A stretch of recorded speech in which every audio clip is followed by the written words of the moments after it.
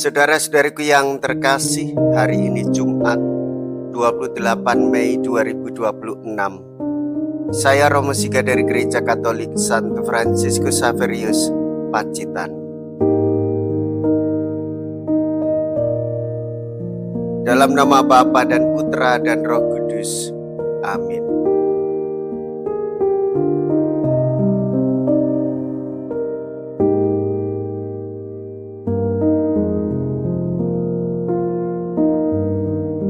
Hidup kita tidak jujur bila tidak memaafkan sesama dengan tulus ikhlas.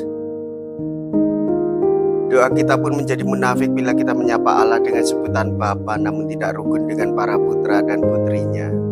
Demikian pula kita tidak tahu bersyukur sebab telah menerima anugerah dan diampuni begitu banyak.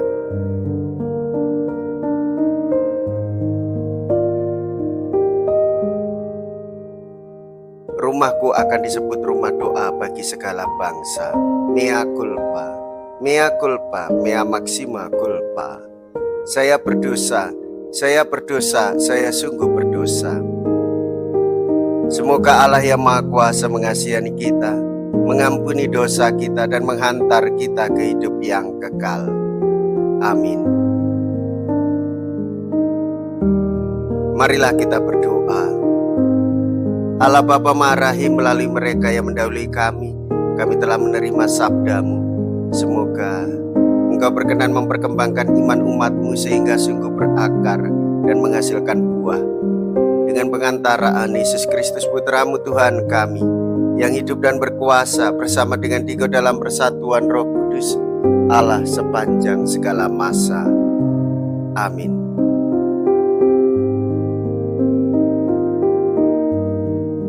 Tuhan bersamamu dan bersama rohmu.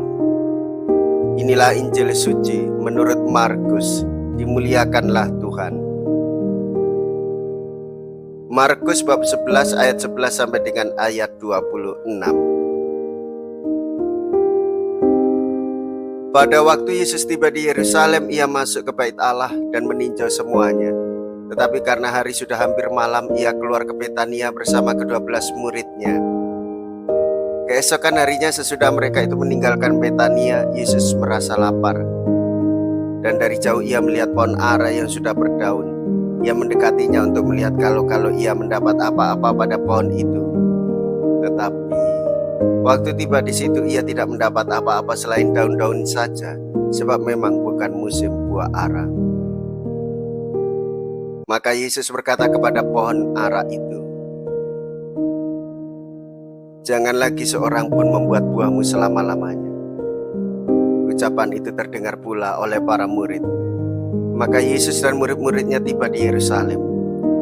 Sesudah masuk ke bait Allah, mulailah Yesus mengusir orang-orang yang berjual beli di halaman bait Allah. Meja-meja penukar uang dan bangku-bangku pedagang merpati dibalikkannya, dan ia tidak mengizinkan orang membawa barang-barang melintasi halaman bait Allah. Lalu ia mengajar mereka, "Bukankah ada tertulis, rumahku akan disebut rumah doa bagi segala bangsa, tetapi kalian ini telah menjadikannya sarang penyamun." Imam-imam kepala dan ahli-ahli Taurat mendengar tentang peristiwa itu. Maka mereka berusaha untuk membinasakan Yesus, tetapi mereka takut kepadanya, sebab mereka melihat orang banyak takjub akan pengajarannya. Menjelang malam mereka keluar lagi dari kota. Pagi-pagi Yesus dan murid-muridnya lewat dan melihat bahwa pohon ara itu sudah kering sampai ke akar-akarnya. Maka teringatlah Petrus akan apa yang telah terjadi, lalu berkata kepada Yesus, "Rabi, lihatlah, pohon ara yang kau kutuk itu sudah kering." Yesus menjawab mereka, "Percayalah kepada Allah. Aku berkata kepadamu, sesungguhnya barang siapa berkata kepada gunung itu, 'Beranjaklah dan tercampaklah ke dalam laut,' maka hal itu akan terjadi asal ia tidak bimbang hati, tetapi percaya bahwa apa yang dikatakannya itu terjadi. Karena itu aku berkata kepadamu,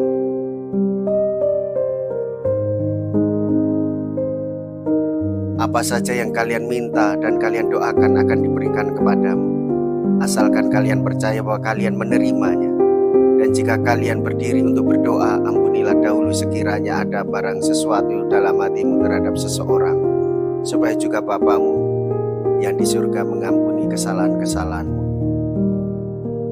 Tetapi jika kalian tidak mengampuni, maka Bapamu yang di surga juga tidak akan mengampuni kesalahan-kesalahanmu.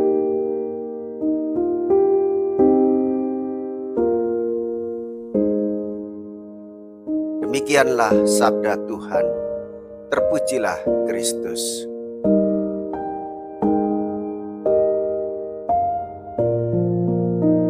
Saudara-saudariku yang terkasih, Tuhan Yesus mengasihi kita semua. Tuhan Yesus memelihara kita semua. Ia merawat kita seperti pohon ara, memberikan sabdanya untuk kita hayati, supaya kita bertumbuh di dalam iman dan kedewasaan secara rohani. Ia memberikan tubuh dan darahnya dalam perayaan Ekaristi, supaya kita bertumbuh untuk semakin mengasihi Dia dan mengasihi sesama.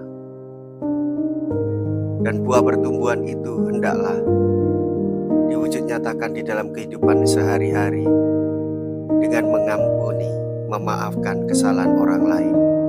Saudara-saudariku yang terkasih, hendaklah kita semakin beriman, dan itu artinya kita semakin bersaudara dengan sesama. Hendaklah kita semakin beriman, dan itu artinya kita semakin bersembah sujud kepada Allah. Marilah kita berdoa. Allah Bapa, sumber iman kepercayaan, Putra-Mu telah Kau utus agar semua orang dari segala bangsa datang menghadap Engkau. Semoga kami mengimani Dia, dan semoga iman kami menghasilkan buah cinta kasih dengan pengantaraan Kristus Tuhan kami. Amin. Tuhan beserta kita sekarang dan selama-lamanya. Semoga Allah yang Maha Kuasa memberkati saudara sekalian, Bapa dan Putra dan Roh Kudus. Amin. Saudara-saudariku yang terkasih, pergilah. Ibadah sabda sudah selesai. Syukur kepada Allah.